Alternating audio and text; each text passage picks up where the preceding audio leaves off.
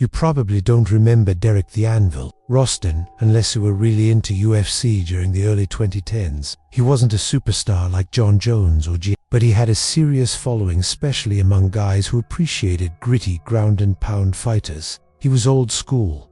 No trash talk, no flashy entrances. Just walked in, broke your jaw, and walked out. Then, after a loss to a lesser-known Russian grappler in 2014, he vanished. No retirement post, no gym appearances, just gone. UFC stopped mentioning him. His social media dried up. There were even rumors he was dead.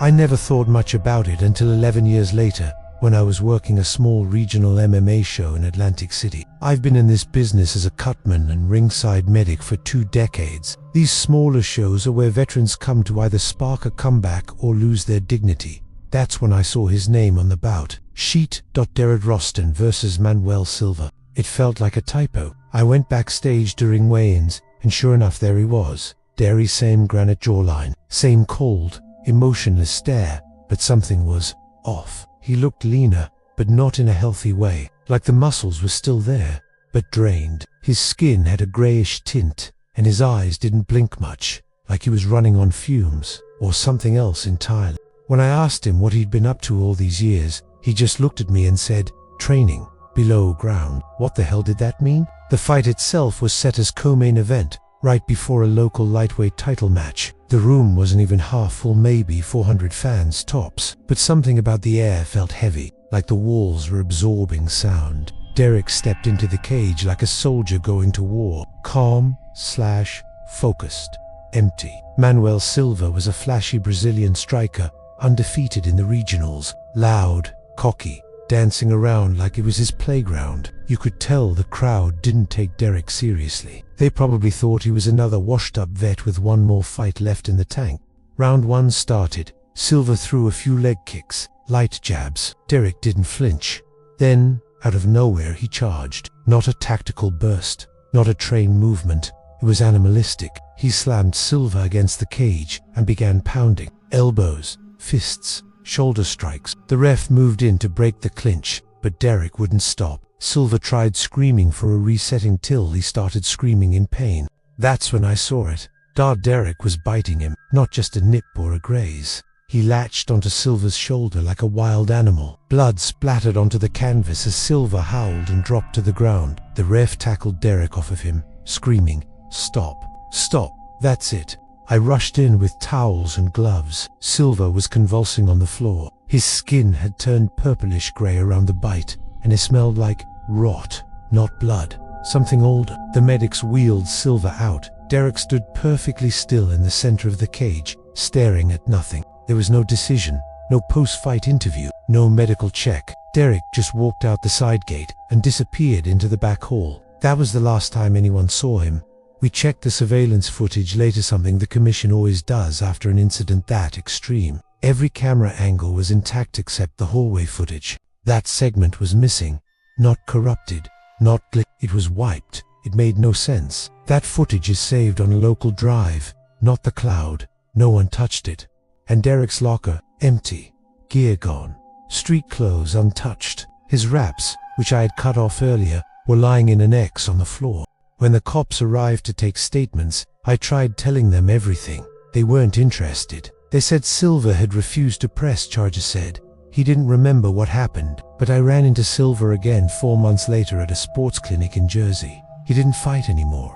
In fact, he walked with a cane. The wound never healed right, and the skin around it was still I asked if he remembered anything now. He hesitated, then said, he whispered something before he bit me. Said, "It's hungry." Rumors started popping up online about Derek's disappearance. Reddit threads, MMA forums, Twitter deep dives. Nothing confirmed. But one post stood out. It was from a former training partner of Derek's from back in the day. He said Derek had gotten obsessed with combat possession, a dark theory that certain fighters channeled more than adrenaline in the cage. He started training in an abandoned fallout shelter under an old military town in Nevada. Apparently, there's a group, not a gym, not a cult, just something that believes you can summon a kind of force through repetitive trauma, that if you fight enough, suffer enough, and offer enough blood to the mat, something takes notice. I don't know if it's true, but I do know this. That building in Atlantic City where the fight took place, it burned down 3 weeks later. Electrical fire, they said. But the fire report said the origin point was below the ring. Problem is, that arena didn't have a basement. A few months ago, I was working a card in Tulsa. Small venue. One of the ring girls said she recognized a man in the back row of the crowd. Said he didn't blink the entire show. Said he was pale, wearing a hoodie, and smiled whenever someone got knocked out. She showed me a photo she snapped on her phone. It was blurry, but I swear, it was him, Derek. Same dead eyes, but something was different. His mouth was slightly open, and inside ... were teeth far too sharp to be human. There's talk online now. Some people say Derek is prepping for one final match. No event name, no location, just whispers. They say it'll be private, underground, only streamed on the dark web. They say the opponent is already chosen, that the whole card is just one fight, and if you watch it, if you see what steps into that card, you won't forget it. Some say Derek isn't Derek anymore. He didn't lose his last UFC fight, he lost his soul. I've worked in UFC broadcasting for over 12 years. I've covered pay-per-views, Ultimate Fighter seasons, Contenders Series, you name it. But there's one fight I'll never forget. Not because of the outcome, but because I'm convinced something unholy happened inside that octagon. It was UFC 230, November 3rd, 2018. But what I remember most happened earlier that night, during the prelim. The matchup was Tony DeLocruz versus Mike Havoc Jensen. Jensen was your classic brawler, sloppy but dangerous, with a 12-2 record and more energy than technique. Tony was the exact opposite. He hadn't fought in the UFC for 2 years, and had reportedly been training off-grid in Thailand. No footage, no interviews, not even social media. The UFC brass was hyping his return as a rebirth. But even Dana White looked unsettled when he shook Tony's hand at weigh-ins. I was there. I saw it. Dana smiled, but his body language tightened up like he had just touched something cold. Tony wasn't loud. He wasn't angry. He was blank. His stare never moved. His pulse didn't seem to rise. He didn't shout, didn't stretch, just stood still backstage while Jensen bounced around like a madman. Everyone chalked it up to nerves or maybe an intense focus, but now I know it was something else entirely. When the walkout started, Jensen came out swinging his arms and smiling, music blaring, crowd into it. Then Tony walked out. No music, just silence.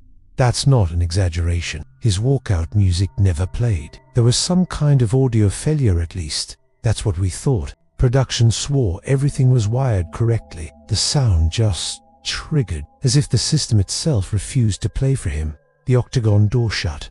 Bruce Buffer did the Both men walked to the center of the cage. Tony didn't raise his fists. He just stared at Mike. When Herb Dean said, "Fight," Tony didn't move. He stood still for a full 10 seconds, hands by his sides, eyes fixed. Mike threw a jab, missed, then a leg kick, landed.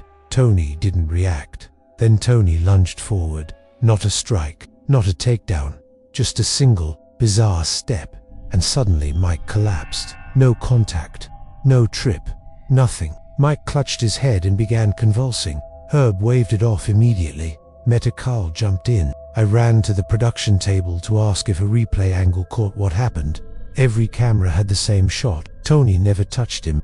Backstage, chaos erupted. Dana came storming in demanding answers. Mike was taken to the hospital, muttering nonsense. Tony just sat on a bench, calm, quiet, smiling faintly. One of the cutmen, Ricky, pulled me aside.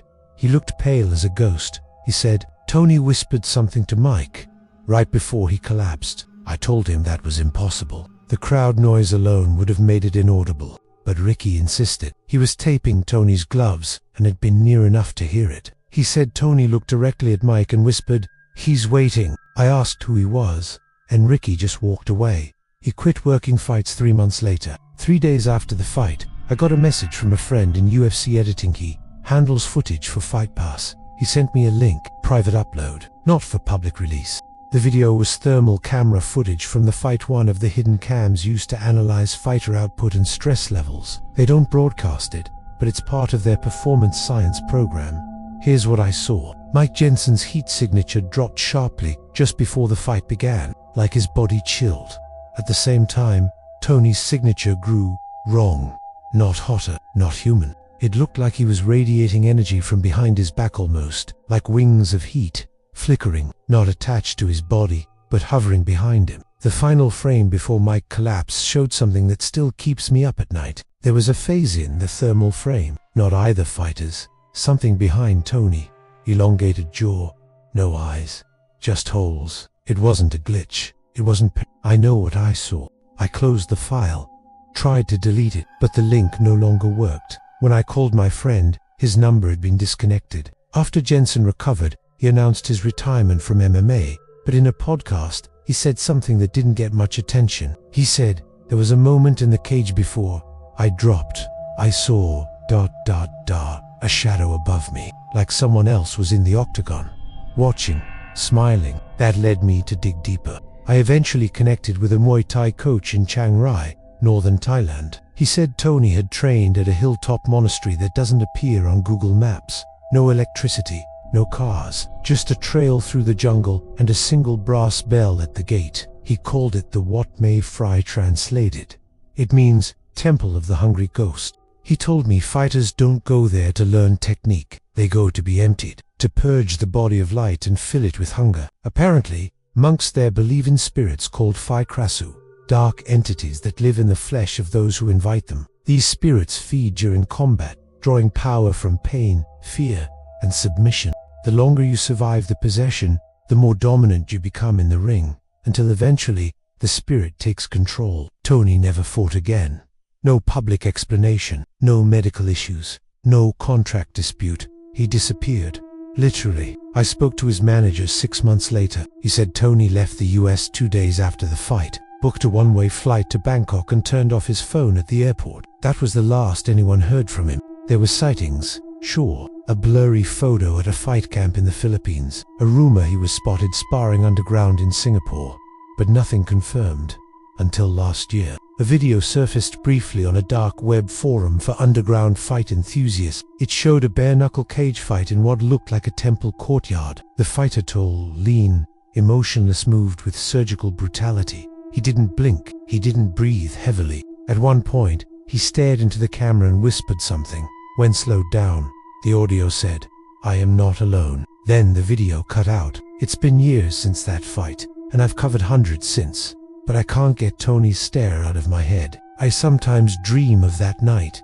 Not the fight, but what came after. I see the empty cage. I see the bloodstain where Mike fell. I see Tony sitting cross-legged, whispering. And in those dreams, I see something behind him. Tall, slender, mouth open wider than humanly possible, watching. Last week, I got a package at my apartment. No return address. Inside was a hand wrap, old, blood-stained, and a small brass bell. When I rang it, the sound didn't echo. It vanished, just like Tony. My name's Aaron Diaz. I used to run a fight camp outside Tucson, Arizona. We weren't a big-name gym, no WME sponsorships, no million-dollar contracts, but we produced real killers. Raw, angry kids who wanted blood and weren't afraid to earn it. We trained out of a weird place, an old Catholic church that had been abandoned since the 90s. Red bricks, cracked bell tower, iron gate at the front. I picked it up, cheap through an auction, and converted it. Laid mats over the sanctuary floor, heavy bags where the pews used to be, even left the giant cross hanging in the back as a joke. We called the place in fights. But let me tell you something, we should have never trained there. Our gym's breakout star was a welterweight named Joel Price. Fast, aggressive, and angry.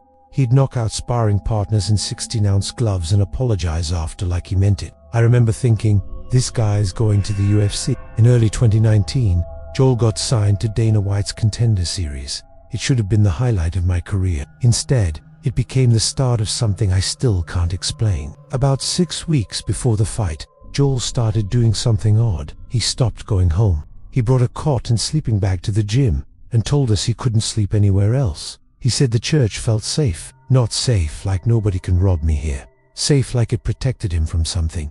At first, I laughed it off. Fighters get weird when the pressure hits. But then other guys in the gym started feeling it too. They said the mats felt colder at night. That shadows moved in the ring even when no one was sparring. One fighter, Richie Banks, claimed He saw Joel talking to the wall at 3 a.m. I checked the security footage. He wasn't lying. One night, I stayed late to clean up. Joel was hitting pads alone, slow, robotic, like a machine that didn't need rest. I offered to hold mitts for him, but he ignored me, just kept muttering something between strikes. I walked over and caught a few words. I accept you. Take me in. Give me pain. Give me hunger. He slammed the bag one last time and stood motionless.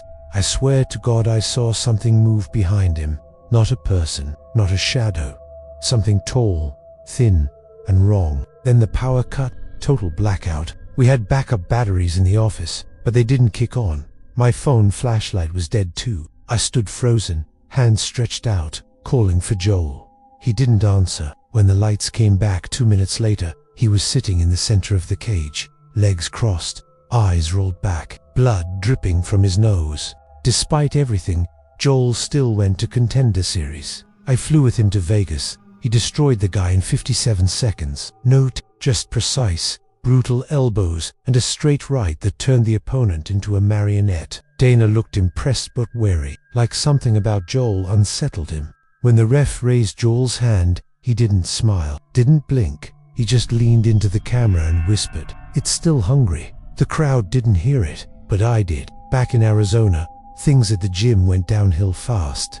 Fighters started quitting, said they felt watched. One said he woke up in the ring after falling asleep at home. Another claimed he saw a figure standing on top of the heavy bags, not next to them, on top, balancing on nothing. I eventually started searching the old church from top to bottom. I figured maybe Joel found something, some dark corner to meditate in, something that was feeding all this weirdness. That's when I found the basement. It wasn't on the blueprints. The door was hidden beneath the mats behind the cage, camouflaged by the same red vinyl we used throughout the gym. A thin rope was looped into a ring in the floor. When I pulled it, it lifted a wooden panel, revealing narrow concrete steps descending into blackness. I went down with a flashlight. At the bottom was a room, about 12 by 12 feet. Stone walls, dirt floor. The smell hit me first, metallic, sour, like blood and old sweat. Then I saw the carvings. They were everywhere. Symbols I didn't recognize, spirals, jagged crosses, circles inside triangles. Some were drawn in chalk, others were etched into the concrete. And in the center, on the floor, was a shallow pit-like, a dugout grave filled with shredded gloves, mouthpieces, and something else. Teeth, human teeth. I confronted Joel the next day, told him what I found, demanded answers. He didn't deny it. In fact, he smiled. He said, "I'm the vessel. You opened the door. You gave it walls. You let it in." I thought he was having a psychotic break. I tried to get him help, called his sister, called a psychologist. No one could reach him. Then he vanished, left his phone, his gear, even his contract letter from the UFC, gone. That night, I locked up early. But as I drove home, I passed the gym. All the lights were on, but no one was inside. I sold the gym 6 months later to an investor from Phoenix who wanted to flip it into an authentic fight experience studio. He gutted the mats, tore down the cage, repainted the walls. But a few weeks after opening, he called. My voice shaking. He said one of his trainers was found unconscious on the basement stairs. Said his arms were bruised in the shape of fingers, not hands, fingers. The guy swore something had grabbed him and whispered into his ear, "You're not him." When they checked the security cam in the stairwell, it was static, just like it was that night when Joel blacked out in the cage. I've tried to forget. I moved to Colorado. I trained fighters again, but in regular gyms. Nothing old, nothing converted. But sometimes, late at night, I get messages from blocked numbers. Just texts, no names, no replies. Always the same thing. It's still hungry. Last week, I got an email with a single attachment, a photo of Joel. Not recent, not from his fighting days. In the photo, he's standing in the center of a blood-stained ring, somewhere outdoors, surrounded by men in robes. No cage, just torches. Behind him is a symbol burned into the ground, the same spiral from the basement. Under the photo was one sentence: "The church was just the beginning."